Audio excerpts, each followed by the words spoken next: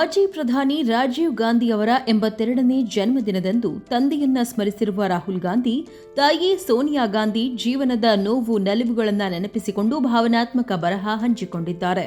ರಾಜೀವ್ ಗಾಂಧಿ ಅವರ ಅಗಲಿಕೆಯ ಬಳಿಕ ಸೋನಿಯಾ ಗಾಂಧಿ ಎದುರಿಸಿದ ಕಷ್ಟಗಳ ಬಗ್ಗೆ ರಾಹುಲ್ ಗಾಂಧಿ ಮನದಾಳದ ಮಾತುಗಳನ್ನಾಡಿದ್ದಾರೆ. ಮಾಜಿ ಪ್ರಧಾನಿ ರಾಜೀವ್ ಗಾಂಧಿಯವರ ಜನ್ಮದಿನ. ಇದೇ ದಿನ ದೆಹಲಿಯ ವೀರ್ ಭೂಮಿಗೆ ತೆರಳಿದ ಸೋನಿಯಾ ಗಾಂಧಿ, ರಾಹುಲ್ ಗಾಂಧಿ, ಪ್ರಿಯಾಂಕಾ ಗಾಂಧಿ ವಾದ್ರಾ ಹಾಗೂ ಕಾಂಗ್ರೆಸ್ ಅಧ್ಯಕ್ಷ ಮಲ್ಲಿಕಾರ್ಜುನ್ ಖರ್ಗೆ ಅವರು ರಾಜೀವ್ ಗಾಂಧಿ ಸ್ಮಾರಕಕ್ಕೆ ಪುಷ್ಪನಮನ ಸಲ್ಲಿಸಿದರು.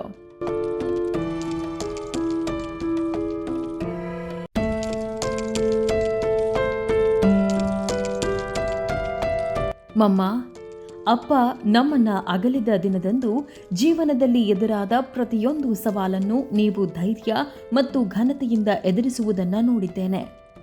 ಅಪ್ಪನ ಅಗಲಿಕೆಯ ಬಳಿಕ ನಿಮ್ಮ ಜೀವನ ಎಷ್ಟು ಕಷ್ಟಕರವಾಗಿತ್ತು ಎಂಬುದು ನನಗೆ ಮತ್ತು ಪ್ರಿಯಾಂಕಾಗೆ ಮಾತ್ರ ಗೊತ್ತು ಎಂದು ರಾಹುಲ್ ಗಾಂಧಿ ಬರೆದುಕೊಂಡಿದ್ದಾರೆ. ತಮ್ಮ ಖಾಸಗಿ ಜೀವನದ ಕಥೆಯನ್ನ ಜಗತ್ತಿನ ಮುಂದೆ ಹೇಳುವುದು ಸೋನಿಯಾ ಗಾಂಧಿಯಂತಹ ವ್ಯಕ್ತಿಗೆ ಎಷ್ಟು ಕಷ್ಟ ಎಂಬುದನ್ನು ರಾಹುಲ್ ಉಲ್ಲೇಖಿಸಿದ್ದಾರೆ.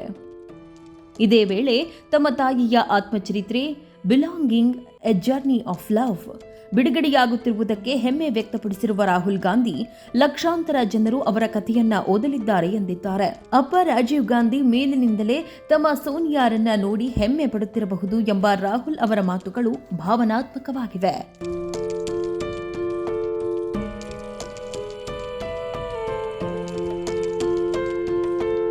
ನವೆಂಬರ್ನಲ್ಲಿ ಬಿಡುಗಡೆಯಾಗಲಿರುವ ಬಿಲಾಂಗಿಂಗ್ ಅ ಜರ್ನಿ ಆಫ್ ಲವ್ನಲ್ಲಿ ಸೋನಿಯಾ ಗಾಂಧಿಯವರ ಬಾಲ್ಯದಿಂದ ಭಾರತಕ್ಕೆ ಬಂದ ದಿನಗಳವರೆಗೆ ರಾಜೀವ್ ಗಾಂಧಿಯವರೊಂದಿಗಿನ ಪ್ರೇಮ ಮತ್ತು ವೈವಾಹಿಕ ಜೀವನ, ಕುಟುಂಬ ಎದುರಿಸಿದ ದುರಂತಗಳು ಇವೆಲ್ಲದರ ಕುರಿತು ಅವರು ಬರೆಯಲಿದ್ದಾರೆ. ಇಂದಿರಾ ಗಾಂಧಿ ಮತ್ತು ರಾಜೀವ್ ಗಾಂಧಿಯವರ ಹತ್ಯೆಯ ಆಘಾತ ಹಾಗೂ 2004ರಲ್ಲಿ ಪ್ರಧಾನಿ ಹುದ್ದೆಯನ್ನ ತ್ಯಜಿಸಿದ ತಮ್ಮ ನಿರ್ಧಾರದ ಬಗ್ಗೆಯೂ ಸೋನಿಯಾ ಗಾಂಧಿ ಪುಸ್ತಕದಲ್ಲಿ ಬೆಳಕು ಚೆಲ್ಲಲಿದ್ದಾರೆ ಎನ್ನಲಾಗಿದೆ. 1984ರಲ್ಲಿ ರಾಜೀವ್ ಗಾಂಧಿ ದೇಶದ ಅತ್ಯಂತ ಕಿರಿಯ ಪ್ರಧಾನಿಯಾಗಿ ಅಧಿಕಾರ ಸ್ವೀಕರಿಸಿದರು. 1991ರಲ್ಲಿ ಚುನಾವಣಾ ಪ್ರಚಾರದ ವೇಳೆ ಎಲ್ಟಿಟಿಇ ಆತ್ಮಾಹುತಿ ದಾಳಿಯಲ್ಲಿ ಅವರು ಹತ್ಯೆಯಾದರು.